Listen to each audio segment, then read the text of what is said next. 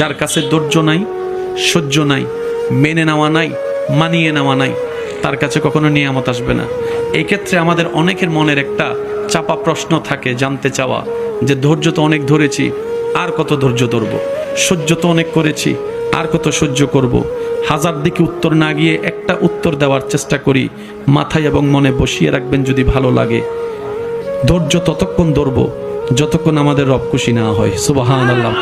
যতক্ষণ রব খুশি না হবে ততক্ষণ ধৈর্য, ততদিন ধৈর্য, তত মাস ধৈর্য, তত বছর ধৈর্য।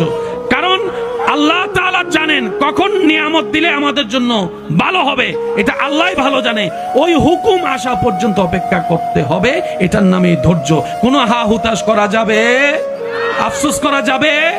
আল্লাহ দিল আলহামদুলিল্লাহ, না দিল আলহামদুলিল্লাহ। সুখ আপনাকে খুঁজতে হবে না, দেখবেন সুখ আপনার ঘরে নিজে থেকেই চলে আসবে। বলেন সুবহান।